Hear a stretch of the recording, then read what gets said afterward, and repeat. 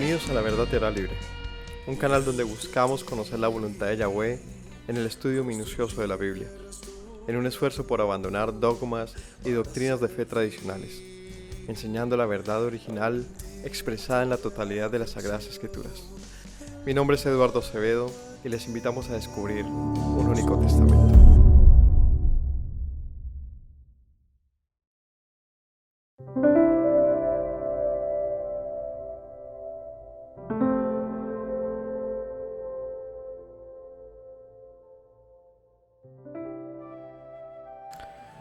Shalom para todos, el Señor los bendiga. Bienvenidos a una nueva enseñanza de Shabbat, un nuevo estudio que hacemos cada día de reposo, que pueden encontrar en nuestro canal, una porción bíblica de la Torá, que hacemos de una manera constante y en un orden particular. Así que les invitamos como siempre a que vean la lista de reproducción que se llama un único testamento, donde ven una recopilación de todos estos estudios. Hoy veremos un tema muy interesante que aparece en el libro de Deuteronomio capítulo 18 y es un texto sumamente mesiánico, es decir, es un texto que habla de nuestro maestro Yeshua, quizás como ningún otro en toda la ley, y es la promesa de un profeta como Moisés. Así que a esta enseñanza la he llamado el profeta prometido, y corresponde al corte bíblico, a la parashá o porción llamada Shoftim o jueces, que aparece desde Deuteronomio 16-18 hasta el capítulo 21-9. En este tramo de capítulos veremos hoy el capítulo 18. El capítulo 18 es donde se habla de este profeta como Moisés. Así que, bueno, como siempre es un gusto poderles compartir esto. No olviden darle un like, suscribirse, ver el video, dejar sus comentarios y pues estar atentos a nuevas enseñanzas. Vamos a orar y empezamos con la enseñanza de hoy. Padre Celestial, te doy gracias por darnos la oportunidad de buscarte hoy, Señor, y de escuchar ese mensaje, Señor, que todos necesitamos oír. Un mensaje que proviene de tu palabra, Señor, donde nos enseñas, nos instruyes, nos redarguyes y nos convences, Señor, para hacer tu voluntad. Te doy gracias porque eres bueno con todos nosotros. En el nombre de Yeshua. Amén. Bueno, vamos a ver qué dice esta parashá. Es la que corresponde, como les mencionaba, capítulos 16-18 al 21-9 de Deuteronomio. Así que agarren sus Biblias y vamos a Deuteronomio capítulo 16. De este comentario, de esta porción, tenemos en otros años, cada año hacemos un comentario a cada una de estas porciones. Tenemos un comentario verso a verso y también temático, lo pueden ver en nuestro canal, en nuestras listas de reproducción. Hoy veremos, en lo particular, un texto que aparece en el capítulo 18 y pues de ahí haremos el comentario. El capítulo 16 de Deuteronomio, en el versículo 18, arranca hablando de juicios en particular, administración de justicia, ¿no? De muchas leyes. Y arranca con el versículo 18, donde dice: jueces y oficiales pondrás en todas tus ciudades, que el Señor te dará en las tribus en las cuales juzgarán al pueblo con justo juicio. De ahí viene el término Shoftim, que es el nombre de esta parashá, que significa jueces. Entonces, el capítulo 18 de aquí en adelante, 16, y 17, habla de diferentes juicios o sentencias que un juez tenía que resolver. Se le da la autoridad a los jueces y oficiales para atender a todas las cosas que acontecían en medio del pueblo, de todo lo que pues con diferencias y problemas surgía, ¿no? Una nación muy grande tenía que ser gobernada de una manera justa, de una manera recta, y los jueces serían esos gobernadores que pondrían en orden a la ciudad. Entonces aquí viene el término jueces. ¿Cuándo aparece por primera vez esta disposición de jueces? No sé si recordamos, pero es cuando el pueblo sale al desierto y Moisés se ve muy atareado con los problemas que acontecían con el pueblo Y su suegro le dice, pues, elige hombres que te colaboren en esto. Y Moisés escoge jueces o ancianos o líderes que le colaborarían en todo esto. Y el Señor le da una manera de escogerlos, si es que fuesen de testimonio y que tuviesen sabiduría, que fuesen destacados en el pueblo. Así que escoge jueces a lo largo del pueblo para esto. En este capítulo de Deuteronomio nos indica qué tendrían que hacer estos jueces. Dice que ellos juzgarían al pueblo con justo juicio, sin torcer el derecho, sin hacer acepción de personas, sin tomar soborno y haciendo conforme a la justicia. Versículo 20 del capítulo 16 dice: la justicia seguirás, para que vivas y heredes la tierra que el Señor te da. Entonces, el deber de estos jueces es administrar la justicia. La justicia seguirás, dice aquí. La justicia seguirás, para que vivas y heredes la tierra que el Señor te da. Y aquí en adelante empieza entonces a dar una serie de mandamientos en relación a la tierra prometida. Una serie de mandamientos acerca de las prácticas de los pueblos. Y a lo largo de Deuteronomio, de hecho, es un libro que se esfuerza el escritor o el Señor en dejarnos con mucha claridad qué debe ser la justicia, cómo debemos conducirnos, cuáles son los mandamientos. Van prácticamente verso a verso indicando los mandamientos de uno u otro tipo. Por ejemplo, dice acá en el capítulo 17, versículo 2: cuando se halle en medio de ti alguna de tus ciudades que el Señor te da, hombre o mujer que haya hecho mal ante los ojos del Señor, traspasando el pacto, o que haya ido y servido a dioses ajenos y se haya inclinado a ellos, etc. Y empieza a poner contextos y cuál sería el juicio que un juez de Israel debería hacer ante esto. Como les mencioné hace un ratico, acerca de esto tenemos estudio verso a verso, es decir, cada uno de estos mandamientos les hemos hecho algún comentario que pueden encontrar en nuestro canal. Pero aquí continuando, hoy veremos solamente el capítulo 18. Pero contextualizando un poquito más, en el versículo 14 del capítulo 17 da instrucciones acerca de un rey.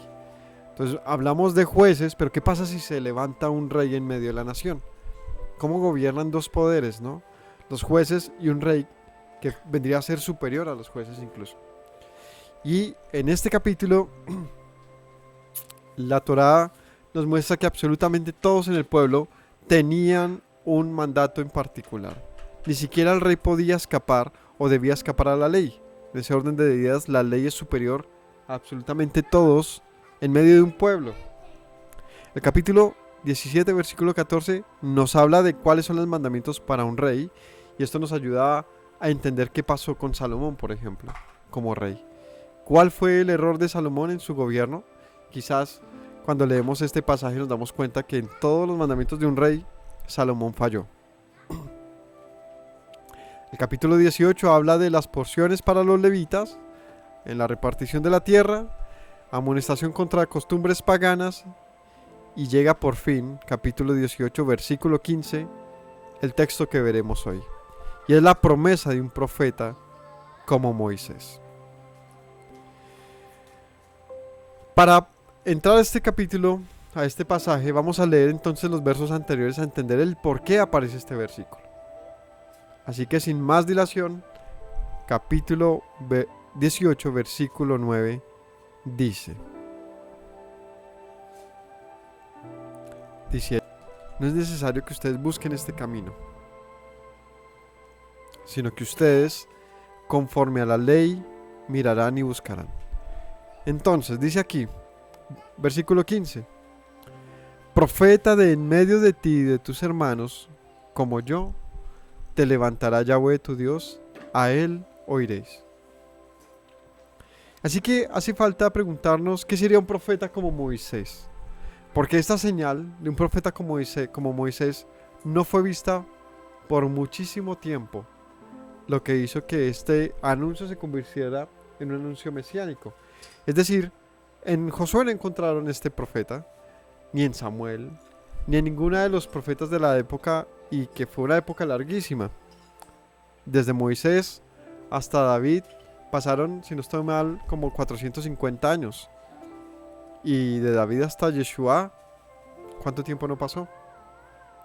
Es decir, desde la yendo más allá de los reyes y pasando por la deportación de Babilonia, ha pasado mucho tiempo desde Moisés hasta que se manifestara alguien de quien vamos a hablar hoy, que podría ser este profeta, si es que encontramos entonces una correspondencia bíblica, y es lo que voy a proponerme demostrar hoy.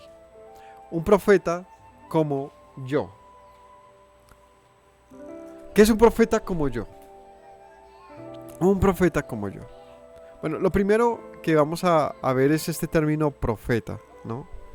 El pueblo está buscando entonces una dirección de parte del Señor, y el Señor le dice: no harás como las naciones, sino un profeta como Moisés. En él depositarás tu confianza. Entonces dice el capítulo, entonces veremos qué es el tema de un profeta. Aquí el término para profeta es Naví. Bueno, el capítulo 18, versículo 15 dice: un profeta de en medio de ti, de tus hermanos, como yo, te levantará el Señor tu Dios, y a él oiréis. Y hablamos de qué significará este término profeta, ¿no? Un profeta bíblicamente, ya que por lo menos en diferentes círculos religiosos, un profeta resulta ser una figura extraña y no muy bien comprendida, ¿no? He visto esta figura que está muy relacionada en algunos grupos con los dones. Entonces, cuando una persona habla un tipo de profecía en este sentido, entonces es considerado un profeta. Pero veamos qué es bíblicamente un profeta.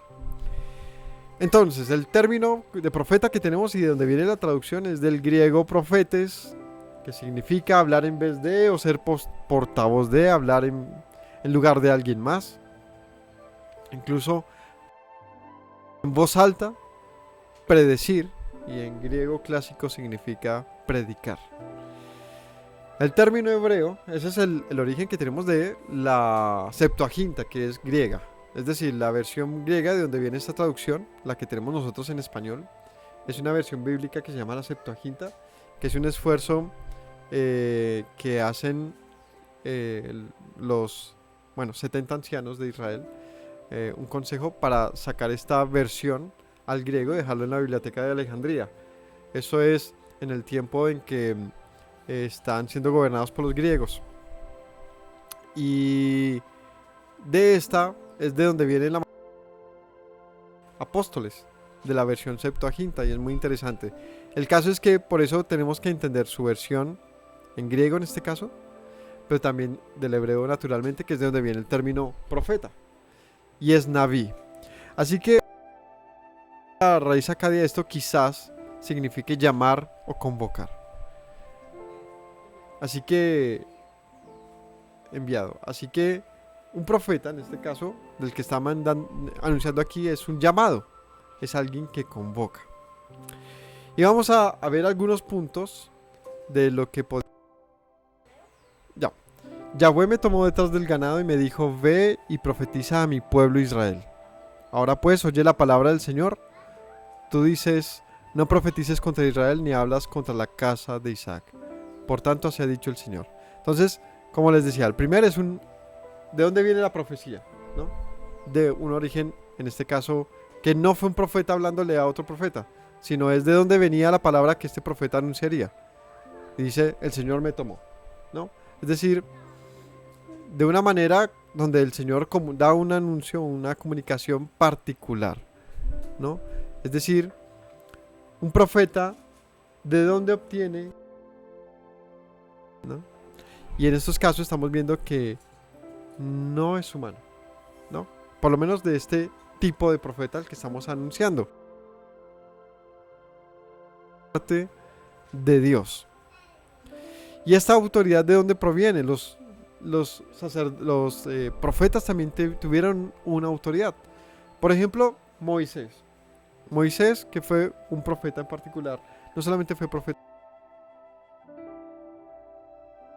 No, por ejemplo, el profeta Samuel en tiempos de los reyes fue un hombre de mucha autoridad y de hecho fue sacerdote. Así que los profetas no solamente reciben un mensaje, sino es un mensaje que sobrepasa las autoridades. porque incluso Samuel aconsejaba a los reyes. Y por ejemplo a Natán, el profeta, hablaba y su mensaje involucraba a David como rey. Es decir, David sí era atento y hacía lo correcto, atendía al profeta sabiendo que eso era su propio bien. Los profetas son enviados como autoridad sobre el pueblo y sobre el mundo en ese orden de ideas. Tienen una misión práctica y su comunicación es oral o escrita. Los profetas traen un mensaje y su mensaje es siempre comunicado. Los profetas siempre anunciaron la voluntad del Señor, pero nunca dejaron de hacerlo. De hecho, hoy hablaba con una persona donde el Señor le dice: tú eres el atalaya del pueblo, y cuando yo te diga que anuncies al pueblo su pecado. Así que tienen una misión práctica, poderoso y necesario para todos. El mensaje del profeta es ¿de dónde viene el origen del mensaje? Si una persona está buscando qué hacer, el plan de Dios en ese qué hacer, ¿no? Si no, no sería, pues, no tendría sentido que buscáramos a un profeta, es más bien buscar entonces a un sabio o a un maestro que me indique un camino, a un consejero. Pero el profeta no, tiene más bien indicar cuál es la voluntad de Dios ante uno u otro asunto. Así que debe manifestar la voluntad de Dios. Los profetas suelen también manifestar este mensaje de una manera vívida. Si lo vemos a lo largo de la escritura, profetas como Zacarías o el mismo Jeremías o también en parte de la profecía, ¿no? Como Elías. Y en el caso de Zacarías quizás es uno de los más, los que más se ve este panorama donde el Señor le dice: bueno, ve y pasa no sé cuántos días de ayuno, ve y échate sobre tu cama y no te levantes, y ponte grilletes y dibuja esto y lo otro, y tuvo que vivir en sobrenatural, como un contacto de parte, y se expresa y también mediante las vivencias de los mismos profetas, donde de acuerdo a esto el mismo David es tenido como profeta, con vivencias proféticos y mesiánicos, como por ejemplo dice: Elí, Elí, lama sabactani, ¿no? Pues, Dios mío, ¿por qué me has abandonado? Y dice en ese pasaje, eso lo está diciendo David en un salmo. Y uno diría, pero ¿por qué va a ser profético una vivencia de David, a menos que David fuera profeta? Entonces, vemos que los profetas tienen como propósito que su vida completa manifieste un mensaje. No solamente lo que dicen, sino su vida. Así que, ¿qué tipo de profeta sería Moisés para que la escritura incluso clasifique el tipo de profeta? Un profeta como tú, como tú. Podríamos pensar que hubo diferentes tipos de profetas, donde por ejemplo Miriam y Aarón se quejan de Moisés. El Señor dice: a él me le revelo cara a cara, pero a ustedes más que eso. Así que sí hay diferentes clasificaciones de profeta. Ahora vamos a ver qué sería si hay alguna coincidencia, si hay algún reflejo de la vida de Moisés en alguien más que nos pueda indicar quién sería ese profeta como Moisés. Leíamos: levantaré de entre sus hermanos y pondré mis palabras en su boca, y él les hablará todo lo que yo le mande.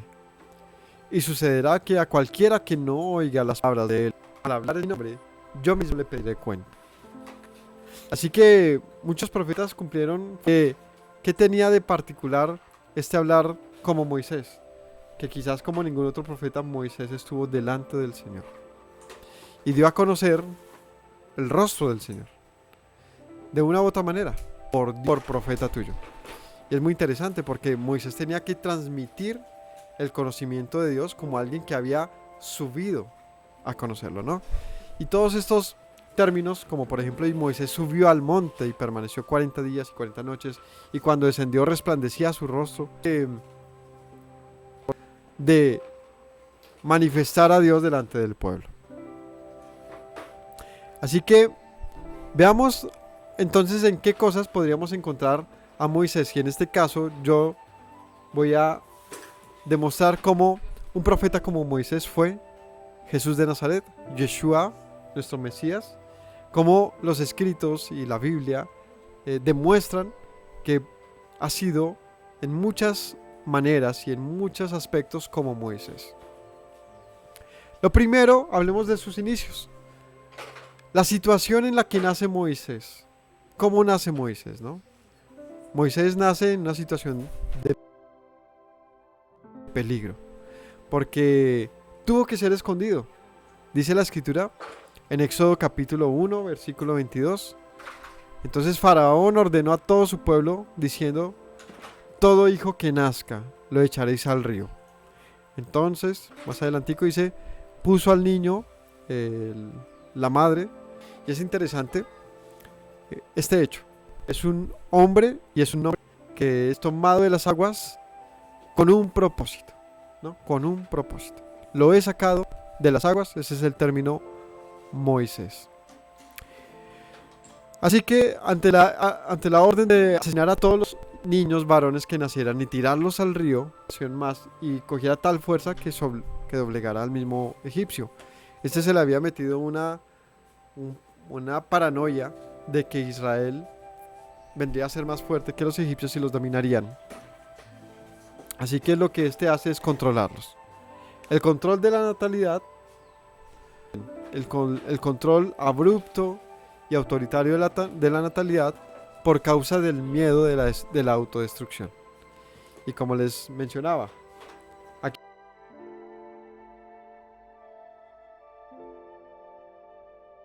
vamos a además hacer un pequeño comentario sobre las cosas que pasan hoy en día y vamos a ver si no encontramos aquí también similitudes. El control natal de hoy en día, ¿cómo se hace? Se hace ante el aborto. Y es el control, nos destruirá, nos doblegará. Y necesitamos que siempre esté dócil, por lo tanto que mueran los inocentes.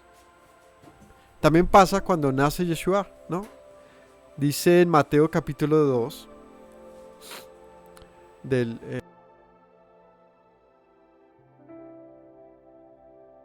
que Herodes temía que un nuevo rey de los judíos hubiese nacido y pudiese en el futuro quitarle el puesto de ser el rey de los judíos. Pues Herodes y esta casa herodiana pues eran los reyes de ese sector. Recordemos que había una tetrarquía, es decir, Roma en este sector se había dividido en 4 gobernantes.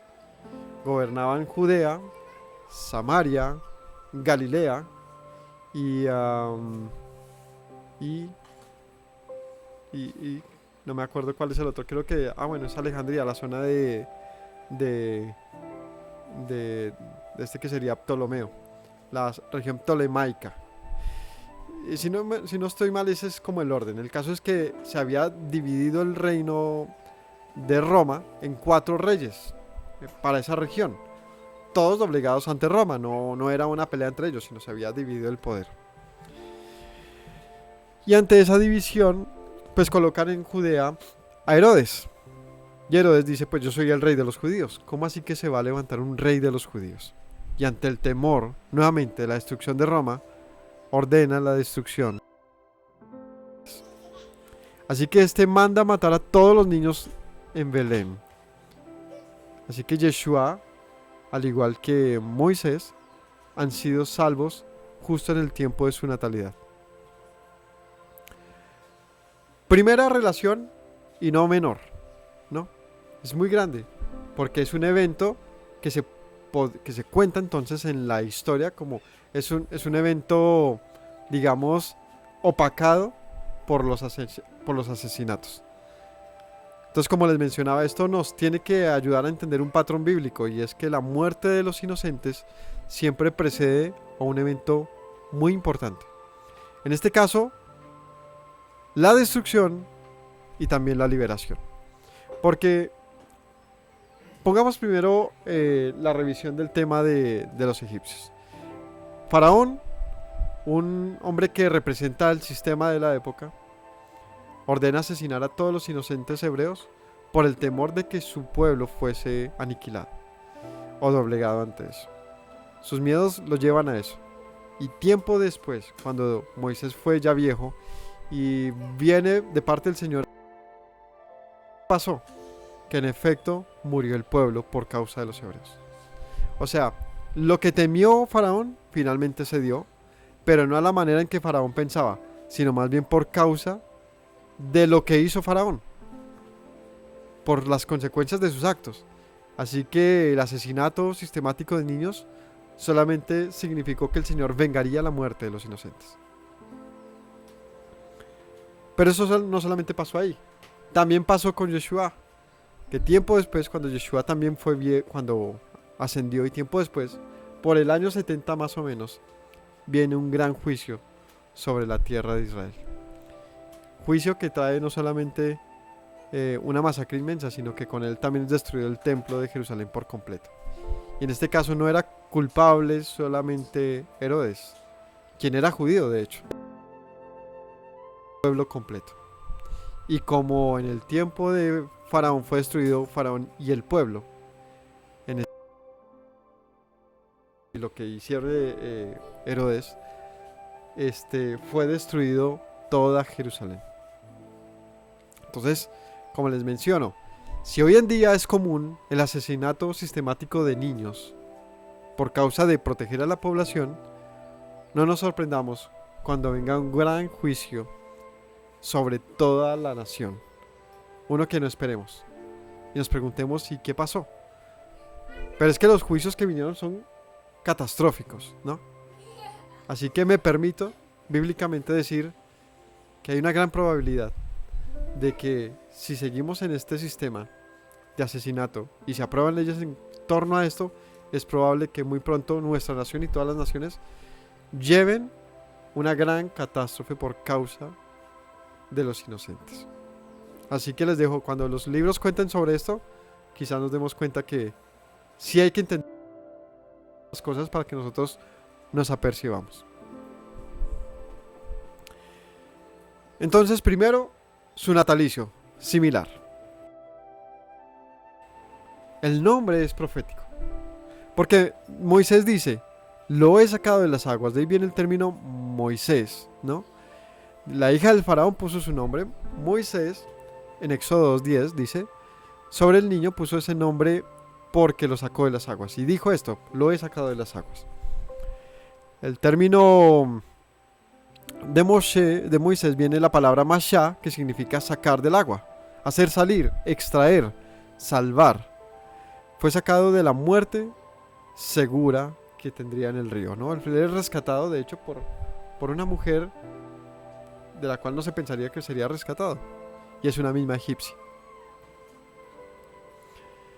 Así que en Hechos 7:21, un cuadro profético singular acerca del Mesías, porque Moisés fue sacado de las aguas del río y el Mesías fue sacado de la muerte, y esto en relación a lo que pues aconteció con el Mesías. El Mesías fue literalmente sacado de la muerte. Así que vemos una segunda relación. Yeshua, el nombre de Yeshua significa que el Señor salvaría al pueblo de sus pecados, ¿cierto? Porque salvación de Yahweh, salvación de Yah. Entonces, otra coincidencia, similitud que tiene Moisés con Yeshua es que ambos tienen como propósito mostrar el nombre de Dios al pueblo, ¿no? Como en Éxodo 3:16 dice, ve y reúne a los ancianos de Israel y diles, Yahweh me envía, ¿cierto? En el 3:15 dijo además Dios a Moisés, así dirás a los hijos de Israel, Yahweh, el Dios de sus padres, el Dios de Abraham, de Isaac y de Jacob, me ha enviado a ustedes. Este es mi nombre para siempre, y con él se hará memoria de mí de generación en generación. Así que Moisés se le ordena dar a conocer el nombre de Dios a un pueblo que conocía de esta historia. ¿De qué? Pues de Abraham, Isaac y de Jacob, eran sus ancestros. Se conocía del Dios de Abraham, como siempre les he dicho en este punto, y es que no era el Dios del pueblo. El pueblo no se refería a este Dios como nuestro Dios, sino era el Dios de sus padres. Y siempre fue conocido como el Dios de sus ancestros, no como el de ellos. Es decir, no había una relación directa entre Dios y este pueblo. o no lo tenían ellos así. Así que su comportamiento y su forma quizás era mucho más egipcia que otra cosa.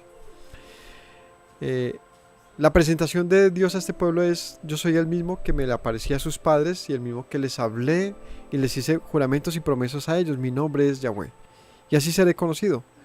Moisés proclama el nombre de Dios ante el pueblo. Hay una discusión grande si realmente significa que nunca antes había sido conocido, pronunciado el nombre de Dios. Es más, en este mismo capítulo dice que a Abraham el Señor se le presentó como el Shaddai, como el Todopoderoso, pero nunca con un nombre en particular, que sería Yahweh.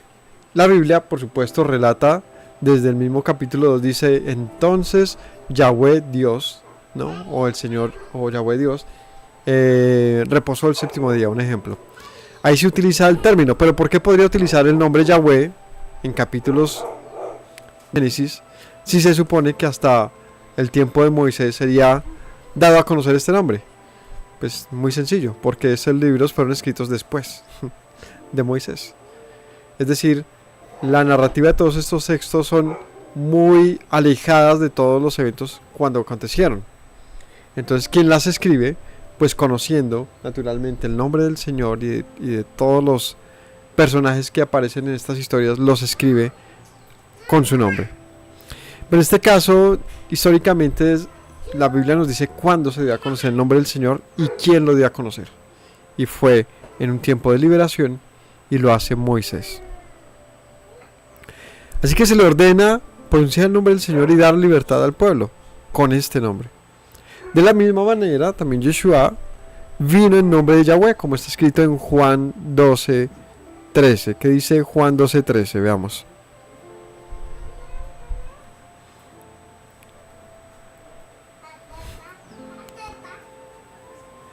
Dice allí: tomaron ramas de palmera y salieron a recibirle y clamaban: Hosiana, bendito el que viene en nombre del Señor, Rey de Israel. Bendito el que viene en nombre del Señor. Es lo que proclamaba todo el pueblo cuando venía Yeshua. Esto fue justo antes de su muerte, o sea, en tiempos previos a su muerte, después de haber resucitado a Lázaro. Fue en ese tiempo. Y cuando él llega a Jerusalén, porque él estaba en un recorrido que venía desde Galilea y terminaba en Jerusalén para el tiempo de la Pascua, el pueblo le recibió diciendo: bendito el que viene en nombre del Señor, Hosiana. Y aquí hay algo interesante, y es que el Nuevo Testamento, no sé si se han dado cuenta, pero en ninguna parte del Nuevo Testamento aparece ¿cuál palabra? ¿Cuál no aparece en ninguna parte del Nuevo Testamento? En ninguna traducción. Yahweh, ni Jehová, ni nada de esto. No aparece ni una sola vez. ¿Por qué no aparece ni una sola vez? Y en todo el Antiguo Testamento sí aparece. O sea, ¿por qué siempre aparece Señor? Bendito el que viene en nombre del Señor. Ahí no dice bendito el que viene en nombre de Yahweh, sino en el nombre del Señor. Como les conté hace un ratico, depende de las traducciones. Como el Nuevo Testamento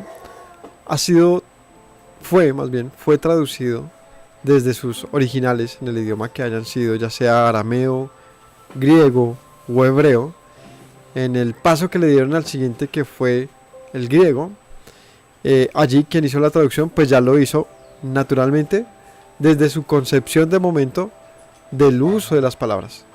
Y en estas, y en su fuente también, como les mencioné, también se utilizaba, era la versión Septuaginta de la Biblia.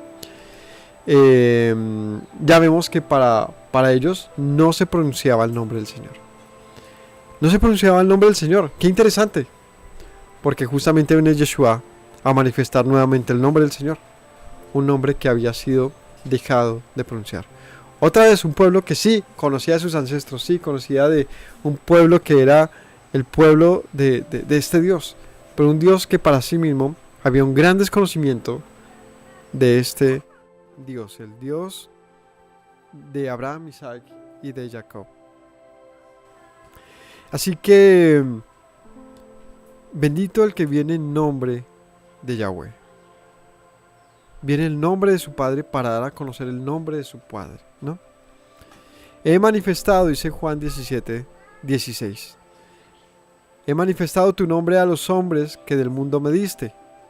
Y en el 26, yo les he dado a conocer tu nombre y lo daré a conocer para que el amor con que me amaste esté en ellos y yo en ellos. Esa es una oración que levanta Yeshua, donde dice: Padre, yo he venido a hacer tu voluntad y tu nombre que me dijiste que viniera a dar a conocer, lo he dado a conocer en ellos.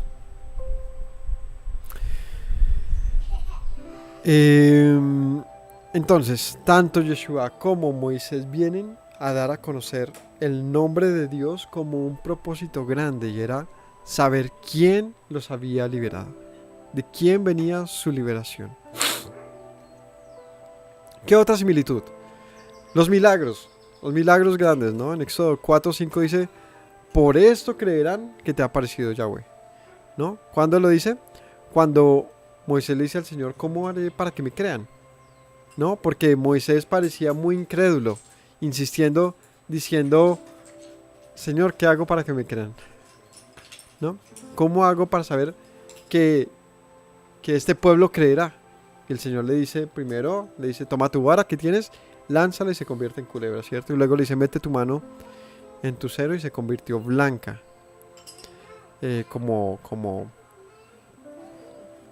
como lepra, ¿cierto? Y dice: señales como estas y superiores y mayores te acompañarán. Así que hizo solamente en esta pequeña cita se muestra que el Señor le dijo a Moisés que le acompañarían grandes señales, y en efecto la salida del pueblo de Egipto se hizo con gran poder. Finalmente, la última demostración de este poder en su salida fue que se abriera el mar en dos. Y es uno de los eventos más contados y también conocidos de la historia bíblica, ¿no? Si alguien sabe alguna cosa de la Biblia, podrá saber dos cosas: que Yeshua hizo milagros y que Moisés abrió el mar. No sé nada de la Biblia, pero sé de un señor que abrió un mar o algo así, y que es que Jesús multiplicó el pan. Un ejemplo. Lo más conocido de toda la Biblia es lo que el Señor dijo que sería conocido, y es el poder. Así que el tener el poder de hacer milagros extraordinarios, de tener gran poder, dice el Señor: por esto creerán. Por esto creerán. Así que no vemos ningún otro en la tierra que haya podido hacer milagros comparables, ¿no? Sí han habido gran poder en otros hombres, pero no comparable a lo que hizo Moisés. ¿Qué hizo el Señor por medio de Moisés? Primero, convertir un río completo en sangre. Traer plagas. O sea, ¿quién puede controlar las plagas al dicho de la boca, o tirando, coja un poco de polvo y láncelo hacia arriba, y por medio de eso genere una plaga en un lugar? Es el control de la naturaleza, y tomar una autoridad sobre esto en hechos que van uno tras otro en un corto plazo, cada vez superiores, sin necesidad de mover un dedo para lastimar a nadie.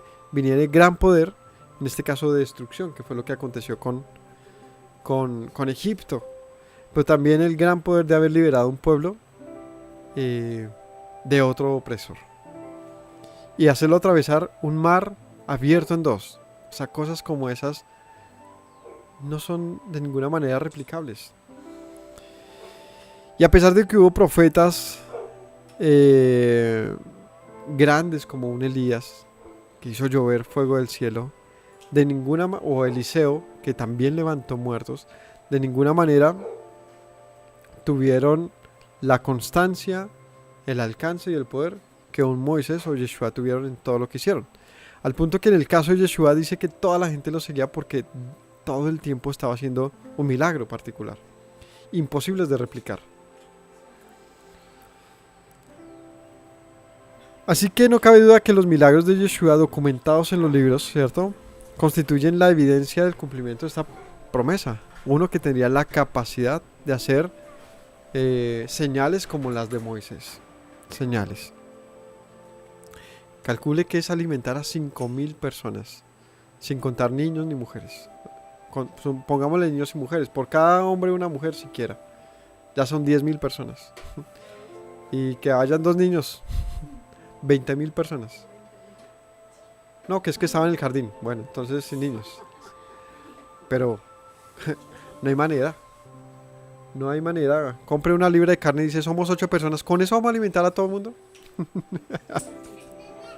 ¿No? Como que uno dice que son 2 panes, 5 peces para alimentar a una multitud. Ese es el término, una multitud, un estadio de personas. Es algo maravilloso. Y de ese nivel, del control dicen los apóstoles, ahora vemos que este es hijo de Dios que tiene el control hasta del cielo y de los mares, que los vientos le obedecen. Puede levantar muertos y dar sanidad a un pueblo.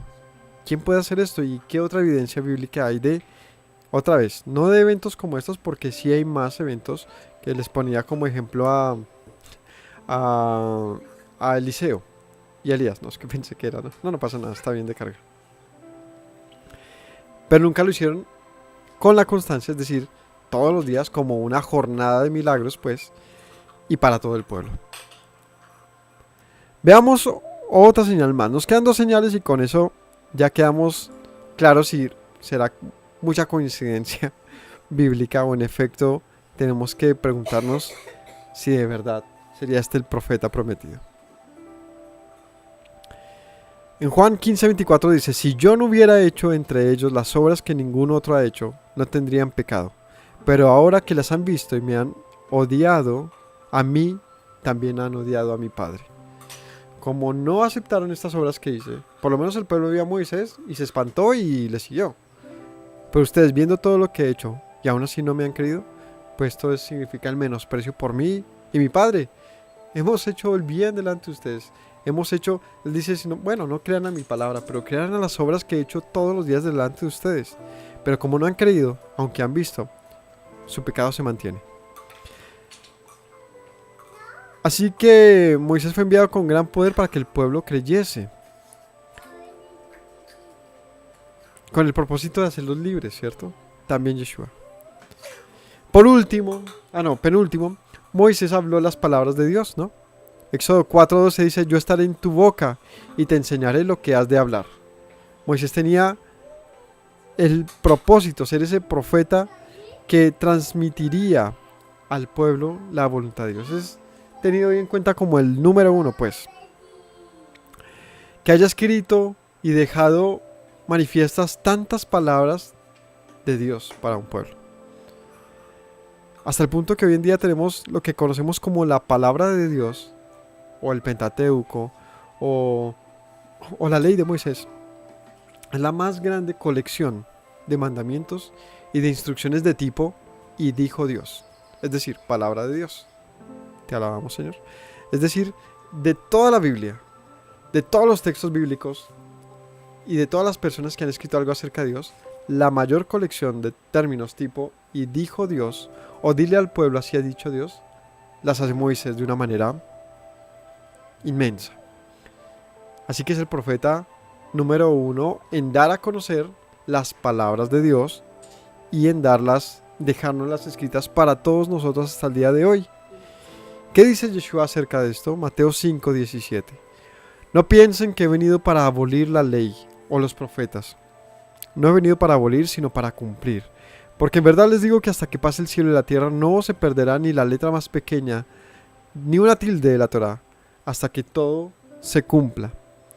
Así que, si el maestro dice, es que esa es la palabra de mi Padre, y yo he venido para que eso se cumpla, para hacerlos volver a de lo que ustedes extraviaron, damos por hecho que Él viene como Moisés a volvernos a enseñar. Él no tenía que traer un nuevo mensaje en sí, porque es que el mensaje de Moisés ya era nuevo.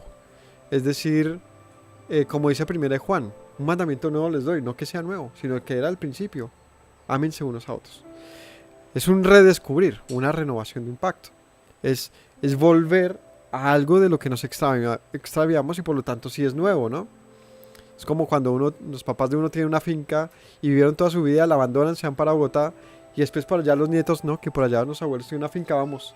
Para ellos es nueva, aunque es completamente vieja y siempre ha estado desde el conocimiento de sus abuelos. Entonces el descubrir de las palabras de Dios viene por el maestro, por Yeshua. Pues era lo que decía el pasaje, ¿no?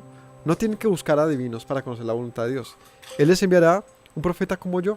A él escuchen y hagan todo lo que él dice. Así que nuestro maestro dice, hasta que no pase este universo, el cielo y la tierra, no caerá a tierra ni una sola de las palabras de la ley.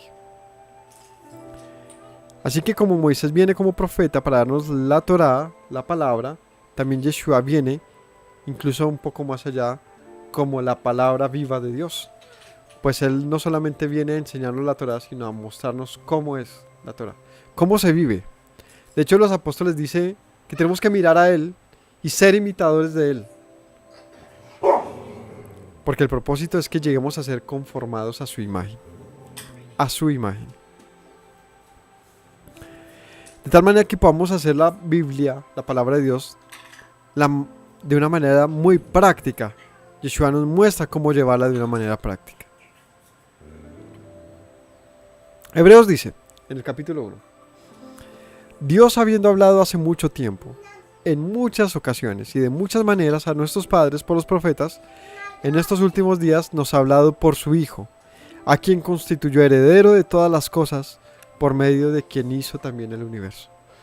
Así que dice el apóstol, Dios ha hablado de muchas maneras, hoy lo hace mediante Yeshua. Y veamos la última de todas. Y ya se las había mencionado, pero aquí la reforzamos. Moisés es llamado Dios. Es llamado Elohim. Es interesante y poco conocido, pero en Éxodo 4 dice, en el 4:16, cuando está hablándole el Señor a Moisés diciéndole que vaya al pueblo, y Moisés le dice, pero yo no sé hablar, soy malo de palabras. El Señor le dice, pues irás con tu hermano Aarón. Y allí le dice, tú serás Aarón, tú serás para Aarón, serás Dios para él. Moisés es llamado Elohim. Y dice, y Aarón será como profeta. Es exactamente la misma palabra que se utiliza en Génesis 1:1, donde dice que él es Elohim, que él es Dios. Es la palabra más frecuente en la escritura para referirse a Dios, Elohim. Y también está desutilizada para traducirse como jueces, ¿no? Como hemos visto en otras ocasiones. Es decir, es un título que no define la deidad, sino más bien define su autoridad. Y por lo tanto, la escritura, cuando el Señor le dice a Moisés, tú serás como Dios para Aarón, no está diciendo que él es la deidad, sino está diciéndole que tú serás mi voz para él. Es decir, lo que tú le digas, él tendrá que hacer. Me representas. Así que vemos que el Señor no tiene mayor problema, o más bien se permite poner su nombre en otros en algunas ocasiones. Y en este caso lo vemos en por lo menos dos de una manera concreta, y es aquí con Moisés diciéndolo, tú serás por Dios. Y con Yeshua, quien dice, le dice el apóstol, muéstranos al Padre y nos basta. Él le dice, tanto tiempo conmigo y me dice, muéstranos al Padre, quien me ha visto a mí, ha visto a mi Padre. Y eso quedó loco con esa información, y al día de hoy uno queda como, ¿y qué está diciendo realmente? Pues algo equivalente a esto. Yo he venido a manifestar a mi Padre y he tomado su lugar, no de una manera excluyente, como ya no está, ahora estoy yo, sino más bien como quien viene a manifestar, a representar, a manifestar a su Padre, como dice Colosenses. Es la expresión de Dios, es la imagen, es como algo que refleja otra cosa, ¿no? Y por lo tanto da crédito de aquello que está reflejando. Sí, como la luz, y que siempre pongo el ejemplo de un bombillo y la luz. Tú no conoces el bombillo o el sol. No conocemos la fuente a menos de que no conozcamos la luz. ¿Cómo hacen los científicos para saber que existen universos completos y nebulosas y cosas? En la medida que tengan artefactos capaces de medir con sensores esa existencia. Si no hay algo que pueda medir esa existencia, por más de que exista aquello, nunca será conocido.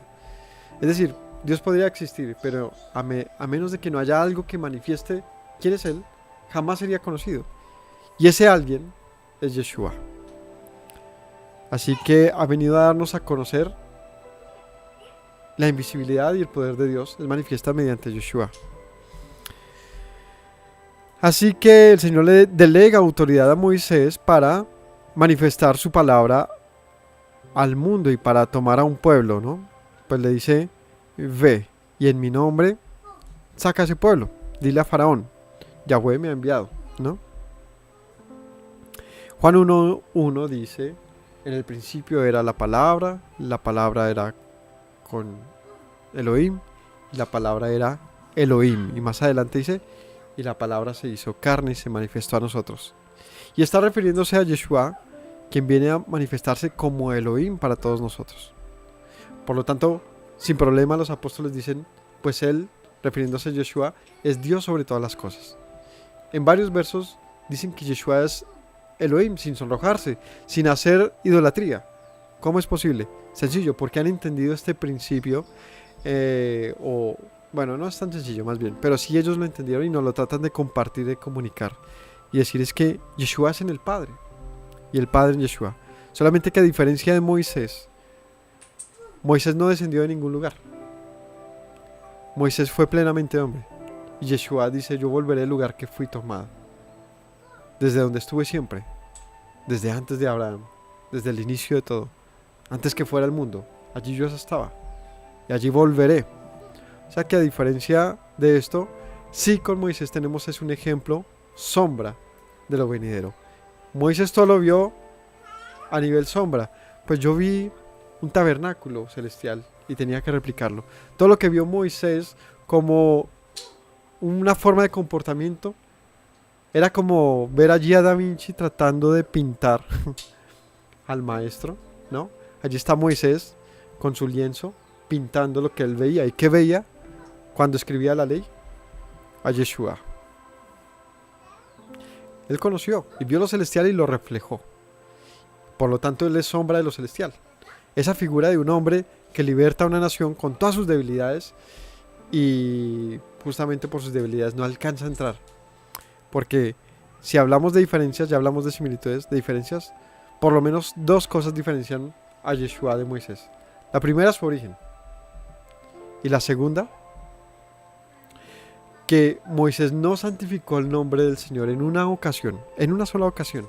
Y esto le costó no entrar a la tierra prometida. Y de Yeshua decimos que hasta la muerte exaltó el nombre de Dios. De tal manera que la gloria que dio Yeshua al Padre no hay comparación en toda la Escritura. Y por lo tanto es mayor que Moisés. Es mayor que Moisés. Fue obediente hasta la muerte. Y siempre su manifestación delante del pueblo fue de amor. Y cuando se molestó con el pueblo, no le pasó lo de Moisés. ¿Hasta cuándo este pueblo? No. Hay de vosotros hipócritas que hacéis esto y lo otro, y con toda autoridad les decía las cosas sin faltar al respeto, sin lastimar a nadie y sin manifestar a un Dios molesto con ellos. Si ustedes no saben lo que ustedes mismos se están haciendo ustedes mismos, cuando esta mi palabra que yo he dicho los juzgue en el día postrero. Así que como volvemos a Filipenses 2:9, por lo tanto Dios lo exaltó a lo sumo y le confirió un nombre que es sobre todo nombre. ¿Cuál es el nombre conferido que tiene Yeshua? El nombre del Padre. Así que si hemos puesto atención y examinamos lo que es las Escrituras, dijo Yeshua, en Juan 5:39 dice, examinen las Escrituras porque ustedes piensan que en ellas tienen la vida eterna. Ellas son las que dan testimonio de mí. Si creyeran a Moisés, me creerían a mí, porque de mí escribió Moisés. Amén. Entonces, en conclusión, mis hermanos, sí es el profeta que había de venir.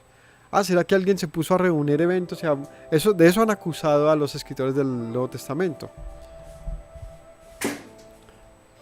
Entonces, si consideramos lo que dice la Escritura, vamos a tener paz. Saber que nuestra devoción, nuestro amor, nuestro afecto por Yeshua es conforme a la Torah. Y no estamos en pecado, porque esto hay muchas acusaciones en todo lugar, por los diferentes grupos, por las diferentes formas de pensar, que la palabra de testimonio de Yeshua, así como lo hizo de los anteriores, de los profetas y de la misma ley. Gracias a todos por acompañarnos, que el Señor los bendiga y recuerden que los esperamos en cada transmisión que hacemos en cada día de reposo. Recordemos las palabras de Yeshua que nos dijo: si permanecen en mis palabras serán verdaderamente mis discípulos y conocerán la verdad, y la verdad les hará libres. Shalom para todos.